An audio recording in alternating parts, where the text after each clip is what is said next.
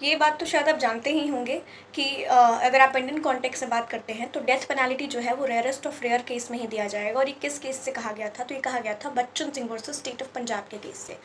आप मैं इसकी बात क्यों कर रही हूँ? क्योंकि इस रेयरेस्ट ऑफ रेयर केस के ही प्रिंसिपल के चलते बहुत ही कम लोग जो हैं जिनको क्राइम होता है, और उस क्राइम होने के बाद बहुत ही कम ऐसे लोग होते हैं जिनको डेथ पेनल्टी अवार्ड की जाती है, डेथ पेनल्टी सेंटेंस की जाती है कि भाई आपको फांसी की सज़ा मिल रही है। मैं इसलिए इसकी बात कर रही हूँ क्योंकि रिसेंटली ही इंडियन हिस्ट्री में पहली बार 9 पुलिस वालों को जो है वो डेथ पेनल्टी अवार्ड की गई है।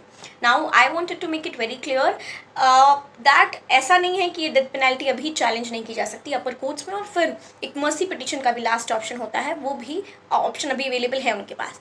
बट एक बार भी अगर ये दिया गया है दैट सिंपली मीन्स कि आगे के जो भी कोर्ट्स हैं वो इस पर्टिकुलर सिनेरियो पे क्योंकि आप दो कोर्ट्स अगर कॉन्फ्लिक्ट में नहीं जाते हैं, क्योंकि कहीं ना कहीं वो डिग्निटी हैम्पर करने वाली बात होती है। तो अगर एक जगह से ये हेल्ड किया गया है then probably this will be going to be upheld by the other courts and by the president also. Now what was the case? तो आप तो न्यूज़ देख रहे होंगे, आपने फॉलो किया होगा तो आप ये देख रहे ही होंगे। ये सारा ही सिनारियो जो है वो दरअसल तमिलनाडु के 9 पुलिस ऑफिसर्स पर है, और टू बी प्रिसाइज करूँ तो 10 पुलिस ऑफिसर्स पर।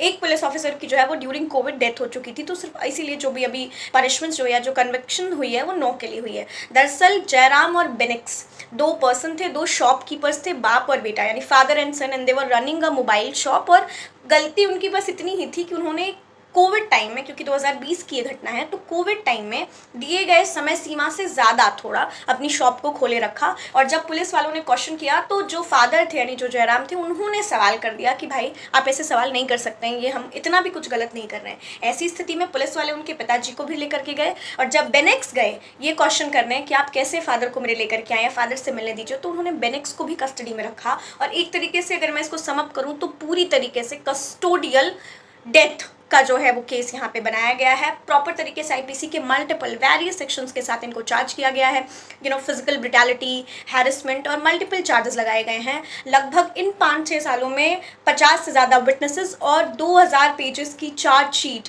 पूरी इन्वेस्टिगेशन जिसको आप बोलेंगे, वो निकल कर आई थी। और इन्वेस्टिगेशन के बेसिस पे फाइनली कोर्ट ने 9 के 9 पुलिस वालों को कन्विक्ट किया है और उनको डेथ पेनल्टी चार्ज की है। और इसमें आप जानेंगे, ये बात आपके लिए जानना बहुत ज़रूरी है कि इस पूरे सिनेरियो में जो सबसे इंपॉर्टेंट विटनेस का रोल जिन्होंने प्ले किया था वो दरअसल उसी पुलिस स्टेशन की एक महिला कांस्टेबल थी, जिन्होंने ये इस चीज़ की पुष्टि की है कि हाँ इन दोनों के साथ ब्रुटैलिटी हुई है। आपका क्या कहना है इस बारे में? To let us know in the comment section. Thank you for watching, stay continue.